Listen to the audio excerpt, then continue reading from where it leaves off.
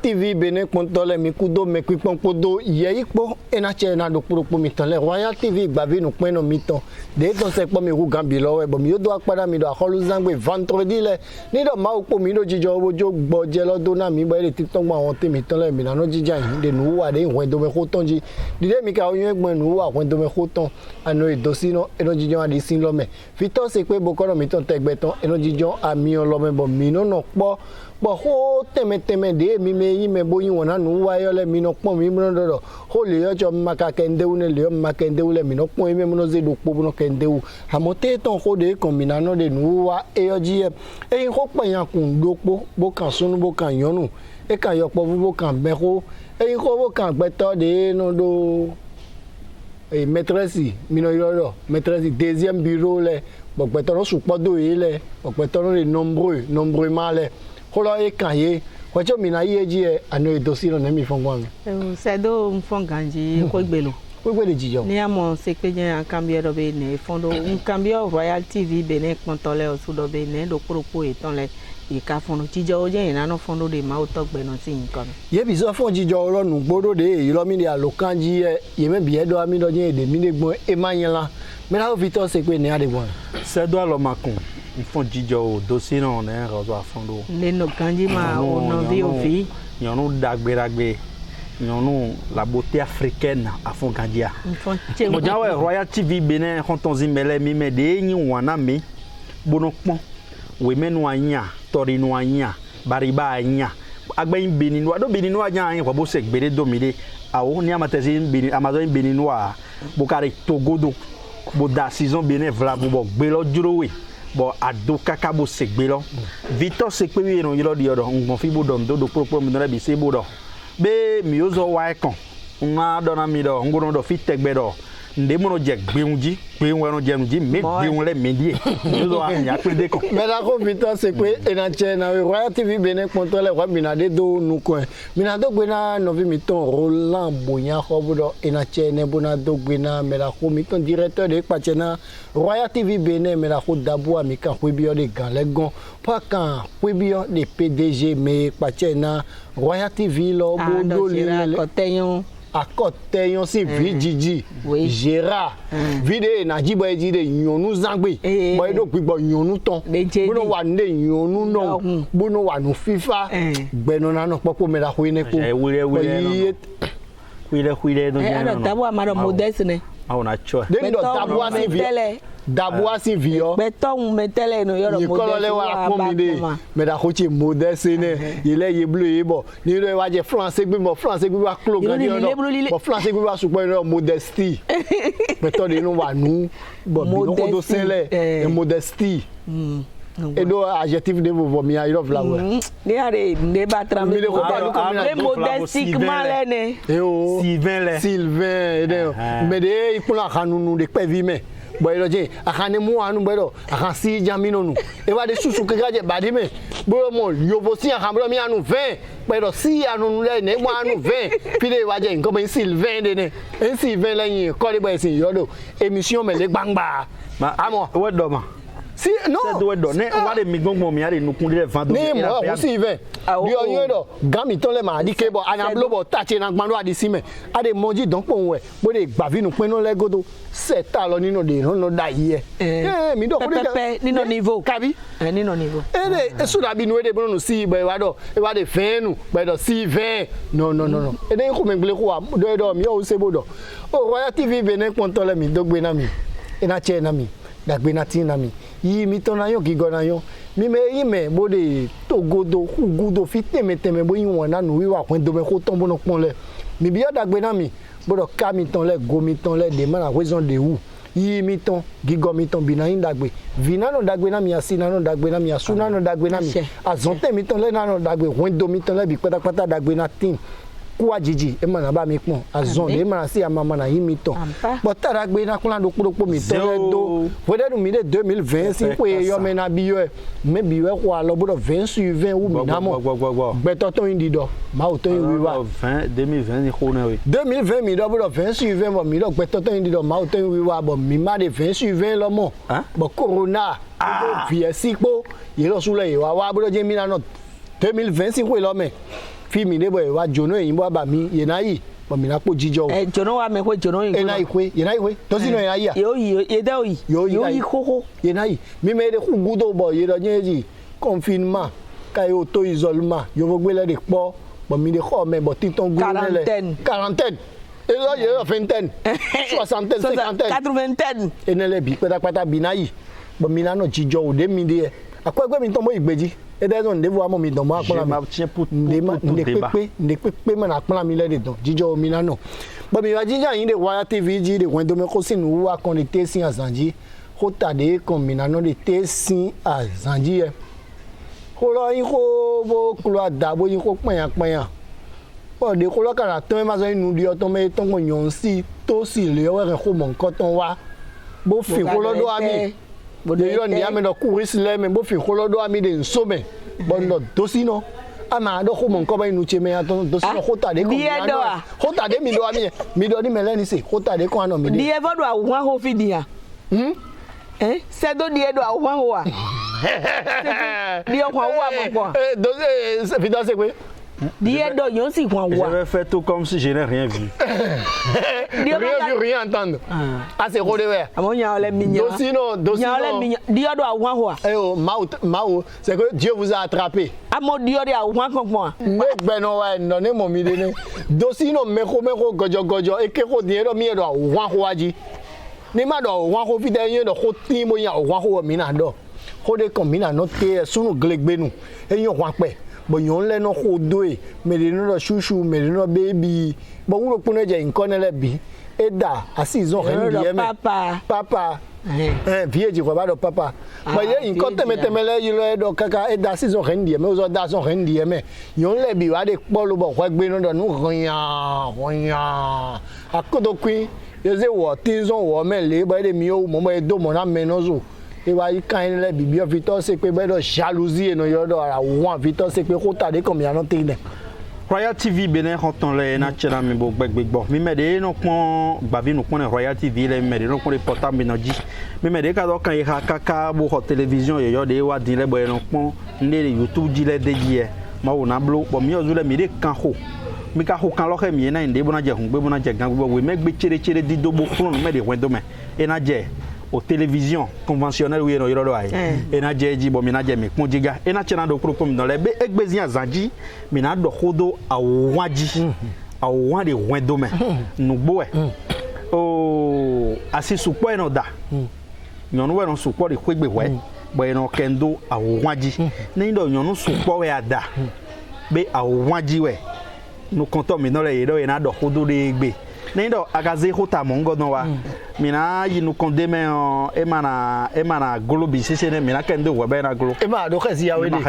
ema khasi ya do wede ano dosino mi gbezan de da do je mamo do na ko maga mo do ko ko ka je ateji do jam mi kan do ma o khasi no ji kan le bene to me bra wu wi wa he mai wa bi tande mi wa wan sunu le mi le we no don e do sun le we no don wi wa khodo etewe no arriver bu no approuver kaka bo yonu de sun do polo we da mi do mi wa no fi bo adu gba e de sin ko me ba no ade so me de c'est à la base de ça et non do ko ne do o awon ho de mi mo re fini e ma yin sun si de da si awe aton kede ya asulo so yan siro pono chobo awon tin personne no ko le personne no ko e na dia awon ganji evolution do dide asuo pe kone so e ano blo konta de le mo ano lendo e ga de kintoma e de yibo de kintoma bo de pe kone mi so be lan kan lo fude lo mo no yiko o flavo ni ko de vo wa din bo ayin la te tin wa wa ho lo asu po le yan lo kan mi don de ma do si bo de fenu wa mi le do nde wa to ja yan lo ga yin ma nde no wa bo nduru no wa hwegbe ma ni e de yiyo le awon ho le ko be ina mo do be ne mo yon si na yo lo asu li oton ne po di ko me o awon ho je ma so double do tre ma wo da yon si do be amo sun si don jo mi do ma sun si don ku kan yon si don e o mi do awon ho ma wo da yon do mo be obli yon si jo awon dada me ro pono de aso kan ba so ma te de fi de pepe yi e awon Victor se pe na kan bi o po ndo etewe no hon ya wa ite no zombo no wa yon no wa Nde sombo non wa odi o mazo do we do nanyo de pepe. L'homme ne connaît rien. Nde to na do we do ma yo de pepe. Gbeme fi se we no kan do kporopo do me do kporopo ji be no he gbeme fi o ni do ahokan gbe fi bododo asumi do na no gbejina mi asumi do dopo kan wi dopo lo kan wi mi na mi dopo no kaza ku do vi mi na jile to vi mana jande me nu ma o ma kan do jiwe zom don wa abo ko kan bo ya do si bo ko ya mi o ye na jivi jando vi mi awe janwe dio manyo nde na ha o wa dio na bio meledo no support jo ayi na mi ze bibelizi côté mi ze bibelizi akpakwe nyabia se we mane ye wa coloniser mi nde yin jo wa mo mi don les no boy no blo mi ni ze akpajere khokho dombo mo jan de wendo mi don le me bo khokho we nu akholu de le tin ba si do po ye do e blo do melo egbeje wire me kun kaka bo hen do wa e donne amo ye wa zena mi ganu bodo asido po egbeto ronada do ye moronado africain le jijigba ina wa nande mi mewi le jijigba ina wa nande bo ko enenu ye zo ado din do ke nyon do po e ma jivi ugan we abi e ma jivi ugan to diona telefone ma ka holo ko bi oh alors ganvi wewe tete da alors asido po we Victor c'est que marié akabi beaucoup nombreusement wablo dio manero ma ekpa mi afi bon bora gba to mi pon e do gba mi pon ri nga le mo gba pe to ganzi to gba ile na do ho be non je suis marié ege yan bien se we ma gan ne mi mo gan lo mi hun wendo do be eni lo ye ko no zedo alo awi mi no do le o dio ma ro do bete ro do bo koron wa indi yo bo kayin won do me no do le fabrique ma ene lo na fabriquer 2000 no do me no fabriquer Victor c'est que bon mi le nu kon ya no te no de yo no ene dia lo we si de dia lo pone wa don de kodama do si no zan we de do uri alo oh do si Victor c'est que Victor c'est que ene wa uli alo na kodo ene wa uli alo na kodo asi we izenle po akabi no ka ya le lo azodiari Puesto Llano Jason Royal TV bere konton alors uli bete ton ene asido ko tinta lo ka we go asido po do bo wuli alo wa wuli alo ke pepe bo wuli alo ka ti mo ado ami ne me dérangez plus mais ne m'a pas dérangé mi je suis prêt noter ma dokoro pa no me na yona no ide eji mi bo toju mi bo le wa mi de le mo jan nde gbe nu bo imbote intérieur il est normal il est OK mais il m'a donné mo il y a comment de nous bo nous de bona me nele au père péché de wuli alo dosi no ina chera mi o Victor c'est que alors wuli sito edo polo wado amado yon nevo dipo ko de mi afi de mi lu agun podo egbolanpo va comme gadu de nga yon do je ni mi nja ko to gida mo wa fene de mi va comme mo na fene fi pe video akonji ne no visiwea no video si amonde narodo awe o nja we ko na Royal TV benen kontore mi pon fi bo pon ba no de wi do kun re ko e don me e ma do mere boka dani bo yola we agun ado ma agun mi lu a ho gbolan kilo ko ko kwere bo na duwe ne jimbo na duwe ne bo ma zian lo do nde pepe bo ma wa nde pepe Victor alors wuli dagbela wuli oh ano dosino bon ka ko bi Victor c'est que zan ni dindai etele we no zombo nyun no fiel ki ka mo do yige ma no pe bo am ku jen na da leona se minindo holodo fio nyun si no fie ka bo no do mi mamo susu no son siti do son si no kono benindo mi ga do hojo hore pe me fidia mi ga mo se ko yaji mi adoji pe dinia bo ino wulu holo ino son si le si do ete utu ye mo do hojo ko anyon si ene le son to lo ane finiti bo na mo do fi de mi je ilo ne mo ye maka ja do anyon si do bo na munu kunu je me son to be na lekpe do wuro pono e ma mede masotima wa igbo mi doma wa yin amlo mi doma wa yin kodo nu mi doma wa yin teka mi doma wa yin si mi doma wa yin adie mi doma yedo ene le bine bo e ka je so be am teka devo ano eto sino ina chia Victor se pe na kambia opo ndo wi wa nyon ton le sun de le timo ro ni do nyon ma kwa wo nsumo vivi wu wa lo ndagbe we wo nwa nde nyina so de gbe fi ma fi bo nde nyina so de ma fi de nyina gbe me don we bo do sino do ho de bro sun le si wi tron no bo ma do di yo de awulo wi an wa khoje sabo na do ro na we de mo ye de nde bo do wi do nuje e ma po me gbangba winde mano do amere do no tema do hwawe mano do amere do to do kwe mo gan do amere do na wale awe nem pewe do fenu nu de Victor se pe fenu de ma o no na gbeto gbeme fi o ma o matemi don nem pewe na do hoje de mo we do na do awe amo ma ga do awe do ni awa hoje me di oro jiroji eze me di oro da si je bo wuri alona acompanha o donia ma do o donia wa khoje mede hiru kuno na no fe e de utu we so note sino ya ti ami finelo Victor se pe note hode nu aya lo wuli gbe lo ado alo wuli si lo di etin alo wuli gan lo di ere alo ami bo to le bi na mi mo yi wo na de fune but ni na ke ya ko do vacon mi ya jira do koji asande ni na ke ya ko do vacon pe to lo pa de vacon pe wo de jira do koji nja note do to mi mo ado wo ya lo appelons les choses par les noms mais ni yiro ndo kuro do inko e don we ndo de ama onyo se de da wa gbeme bo ke awule lo jo we tete mo nyonu ama so do anyon lodo ma lo awule do kun gewe adande ya bo se de do we lo we se lo ne wa kun we gbon asisu po di Victor se pe note de Victor se pe awu wana gbon fune hotel odo kaka ba lo wuli ganje alo awi oh oui anya do bukoron emi oni mewi mezi no ren do teton ma ya o ne yo po vu di non godon le godon ni yo po ma mo yo po so po de gbebo ya de mewi zin de le amo be na de kwento menu mi ton le kon ya re ren do te vide toze jona yan vide toze jona bo virozo do jurubo ran wa di o gba di de mekun ka bo lo gan yo e ren na wa no so po bona ren kwelegbe fa Victor se pe Victor oh dosino ina chia Victor se pe ina chia we ni do gande na de alobo ino to mi don e do tu fe deji woni mi se gan yo ti mo do kwento yo na fa jan we ko si gan we alo awu ina chia mo ni do alo wuli gan we kede aba do plan fi le na du agu digbo wo so du mo yo na we ne ma fi le oh na we a ho do pono lo na we de ya do e ji akosi lo digbo wo jan ne di o ma we digbo je do du mo yo ni do akpla mi don kodo po mi le emission ji ba do makpla mi don ne do pe yo le podo ne da hozu le po to we ere mi mo no ku ton lo we ku mi Royal TV Benin konto le mi do gbe ya mi bo do ina che na mi gan de ko mi no de do agbaji na fa de nu wa kwento me ko ton je gan lo e ko ano e do sino atelo e je mi si Royal TV Benin konto le ndo do propo mi ton le nu wa mi ton agbaji na fa ton de kwento me ko me ku kon we mi je na do ami do be o dide mi oyun egbon ni kan lo ko je mi no mo ko de bo ndo jam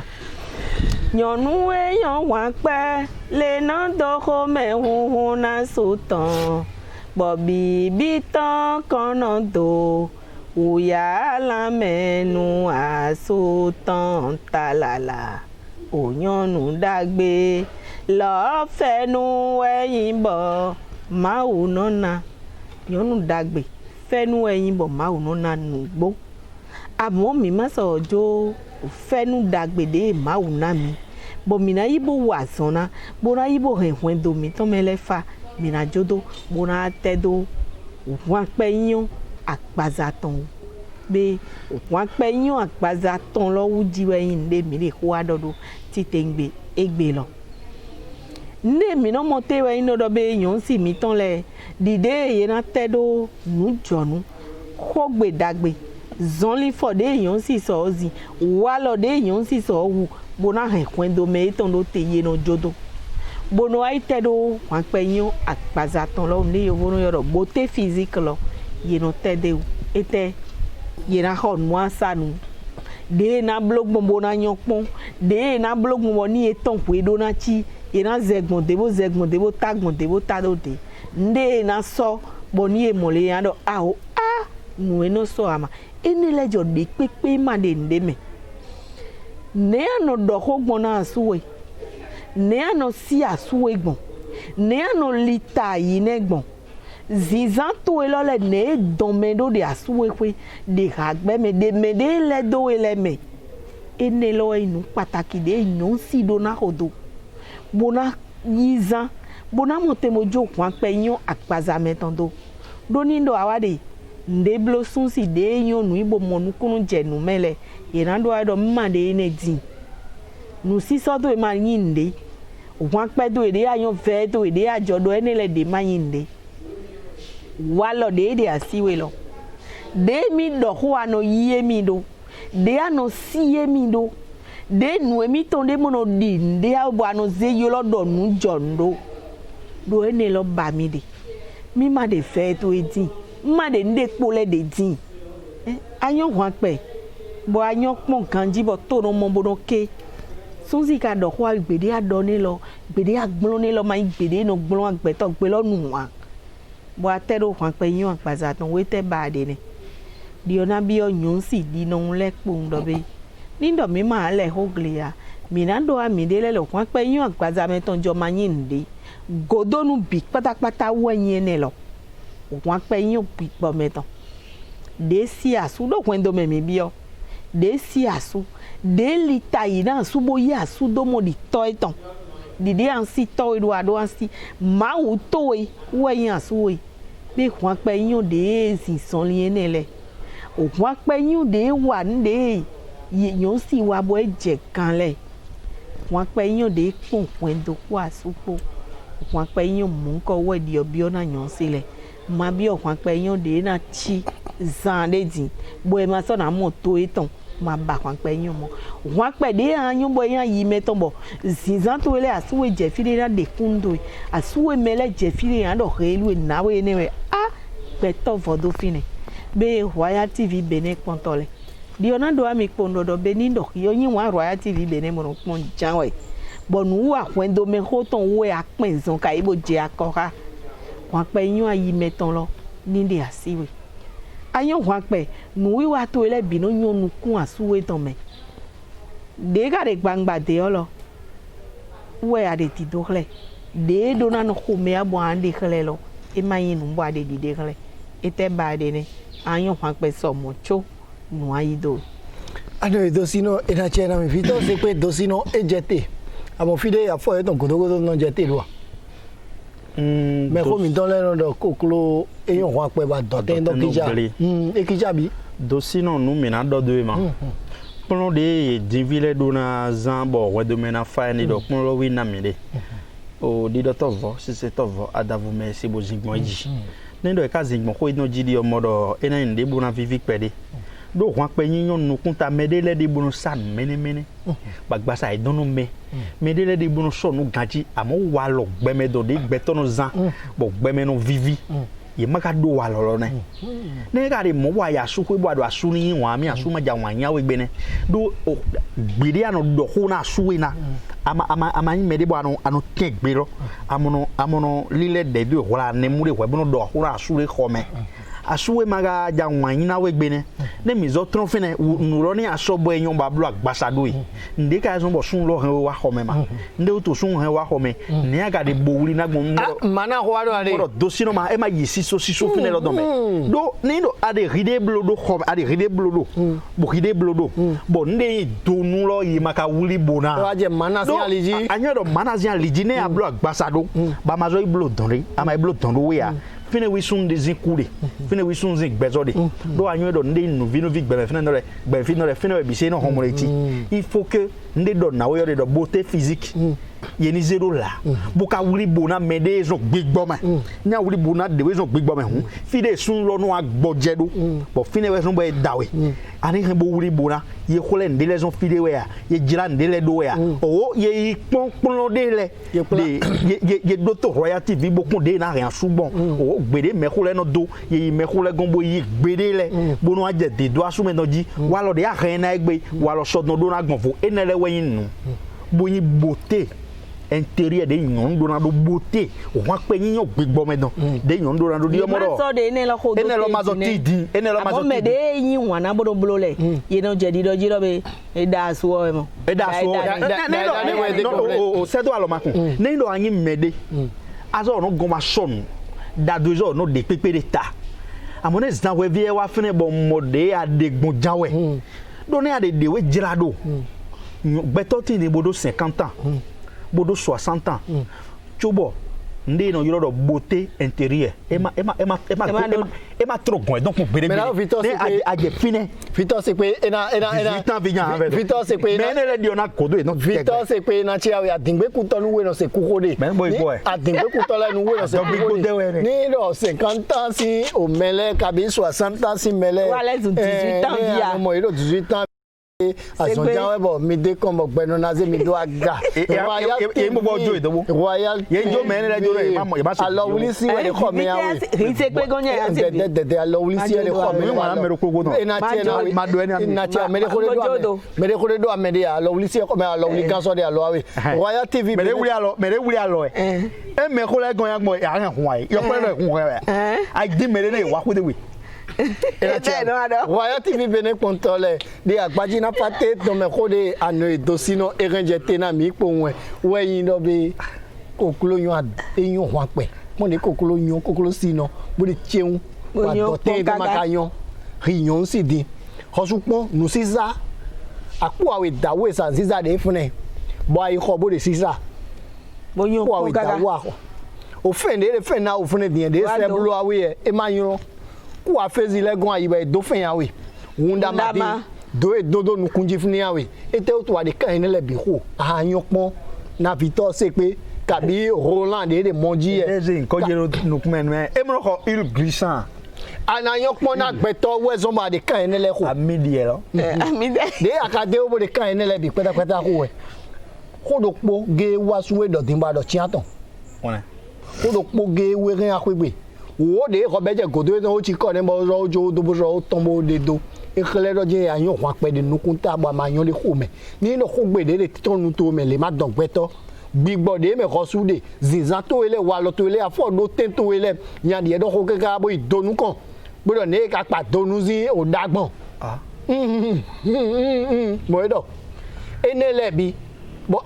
zonli ne ba zonli to enu gbe de 50 ans si me ko le do e ouais John Jaja ouais John Jaja ti ton le bi ba pon ko ba so do se po me ko de bo yon gbede bo de ti do wa do a se pele madomo bo ko ene le bi ka ti mo ni no e ti mo kede ne ti mo an do je yege ne pon avok 100,000 francs gbe o bazin vrisiko meton ti gan we mi ko do super mi do cho gan cho bo di e no e do afo apudopo dagbe me de godo ne de boe wa bo mele bi de wi wa ha gbigbo de ko me awe ziza de zan de ko gbe de tron wa we afo de de nulu le so gbe do gamendo de zon li di ele wa ko do enele we zon we npa pe yan to we ni do nu jagbo nu po nu to di po de kede ko lo ina popo de mo na pe ina che na do po mi ton le agbaji na fa te to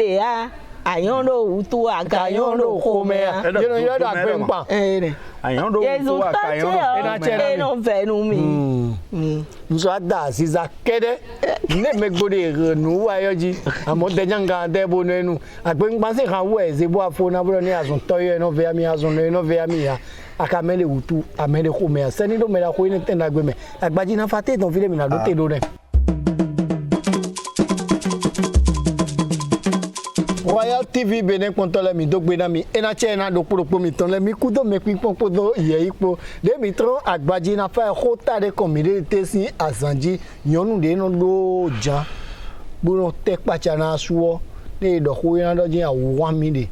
mele kono do ko de me da ko che Victor se pe mo ni yonu ma wa wu kere un sumo no vivi awu de yonu na wa usu na vivi u je zo ka be gbago zo comment bo do mo asisi meto idon Projet mi a do ahunji ne mo tuer personne dio ma gbedu po we ma monukun ye yan ma mo wa sun ma mele ndo mo dio ma monukun ya ko yo du de sun si gregbe nu de ya ide ho gbe me bo da yan nu awe bo ga be ro pe ro ko we ama na gbedu du jan ba de bo ade pe adu FIFA bana rin dan do we ama zo wa mo ne ouais pour pouvoir avoir des coups de filles il vaut une mission au des moyens des gens sont mettre quoi dire sont ande ko ara wa zon re adona do azon wa le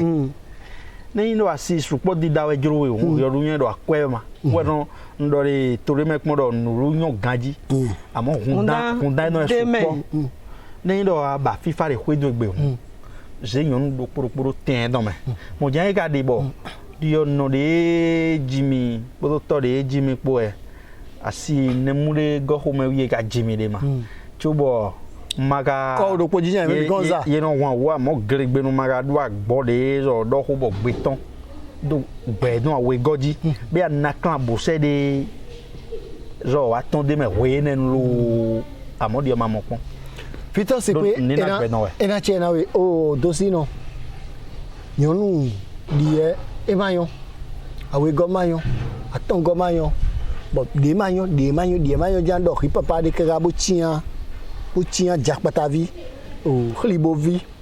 e kulovi a tia be pele bo me bide o agbolodo polo me bon po ko ton we jan no da hunle bon ni je mo papa lo sugbon ja lo sin da lo meji mo do me kesi e venu ete ka we wa ne kwekwe ma wa ka jo e venu awo ne kwekwe ma no po wa o papa ni o su pon ni wa to ete wa o sin hwe mayon jani no mayon to hwe mayon jani no mayon to si mayon fi to a mayon bo de lile wo su do wa de tanta nde wa to eyan ni ni ya bo ya eya ne ma qui cherche trouve bon mais ba no mo aka ba no en kon bi ni ya bo e ba de support que le subi ta won ni ya bo ye wuru to lo a e anu enu ne débat lo sens de me de yo dieru na dio walo te ba te me na do dosino we ndo ye na we ho no no te na do me we we ndo ane ho o die na mi ho die na mi ho ba te do aze ho lo jo na do me e de ble de fire ma oze ho jo ne ho lo je nu kunji ne na do me we amo sun de no ze nyonu so bondo de wa to de no ze nyonu so por ko gbe ne ye ni wana meno zo de maudo e dio moro yelewe wa lo edon ne yin wa meno zo mo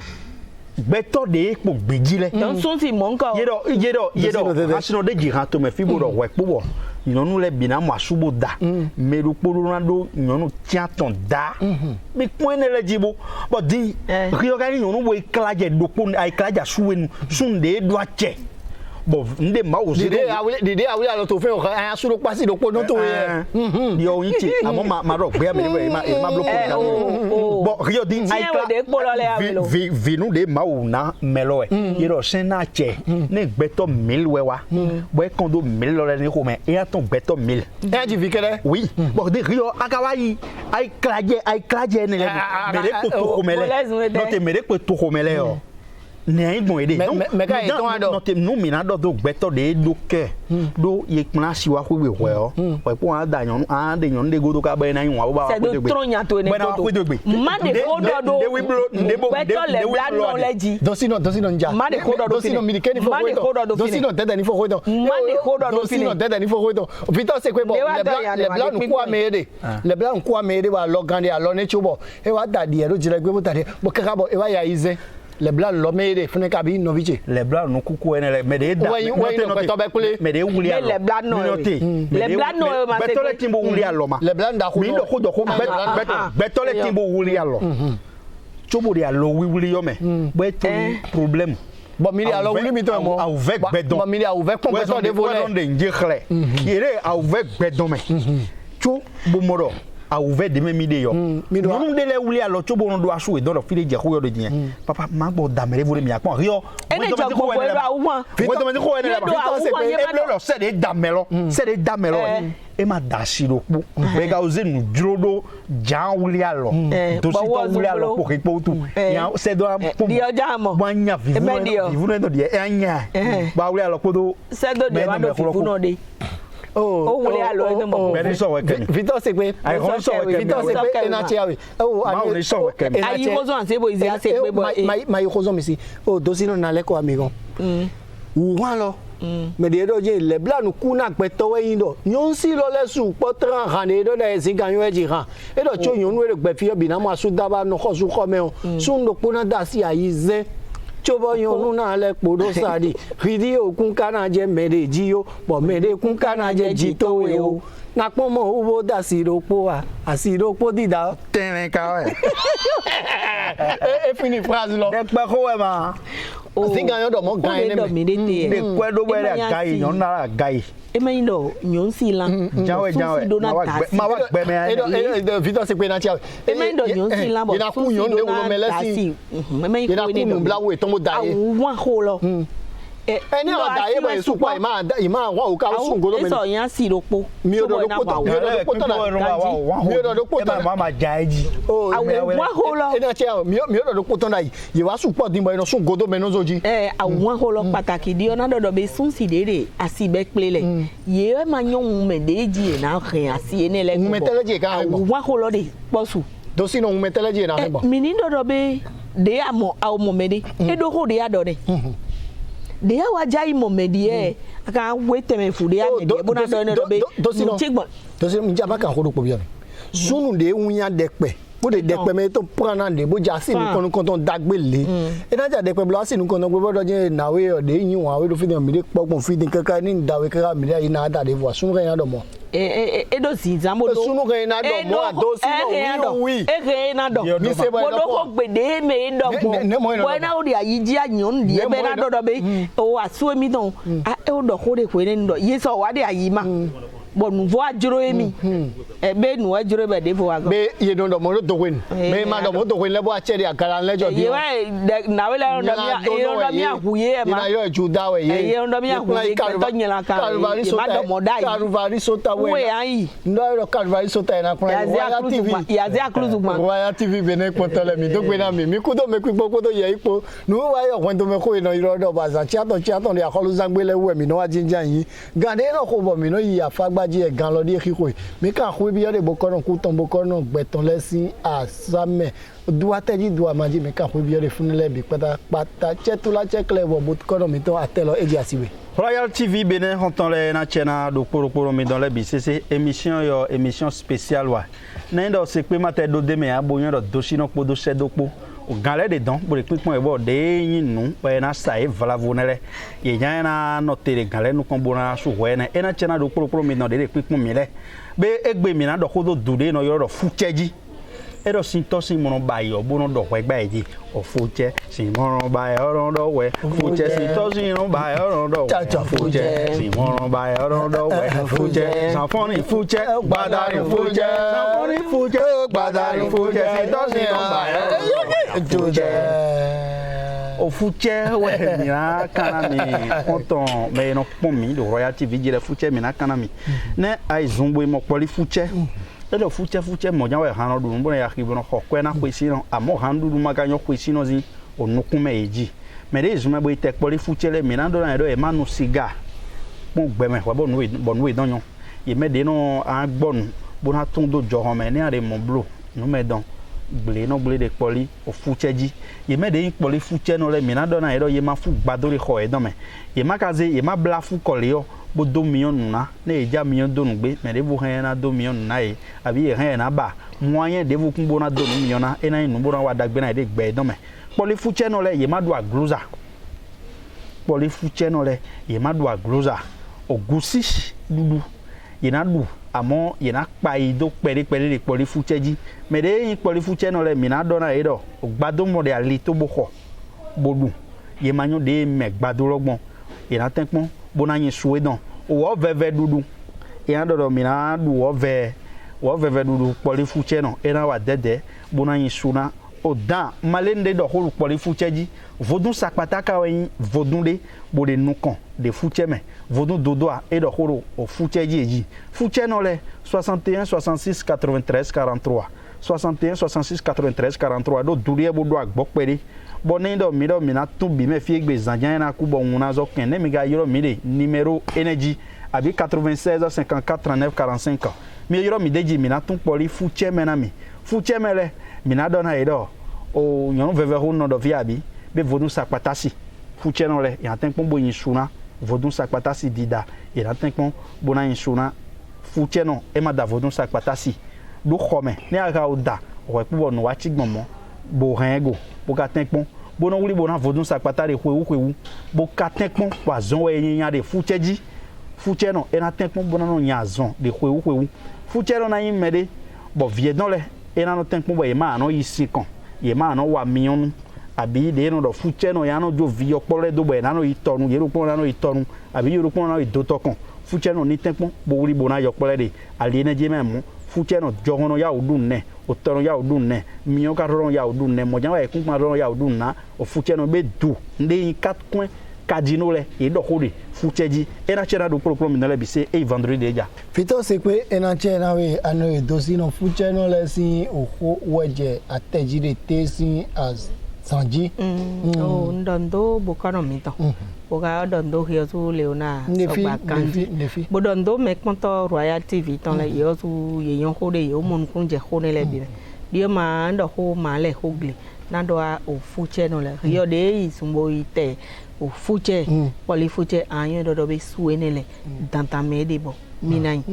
su yin ve oni mi ka wole bona boyin mi ga mo pe me vivi lo pe de ma do pe lo inyama e vivi kwere kai inya e vivi tra e do nyalo do hode ko lo me na bro sra pata si e ma da ale ko ngoji kan bro sa pata da si bo sura lo nu awe onu so ikele un nya nyonu veve gede wa o da bo mi le ko me kokoro ko le ba wa izumba mo pole fuche na nya si endia o khoda we ba kambio bon kana do na do kuro mi ne do wen do me ko zin we wa jijan nde me ko le no blo ko le ne mate de bina blo a mi na tekpon pa no blo pede don do mi yo do fi do ke émission de na ati bo mi na tunu me de aliéné ji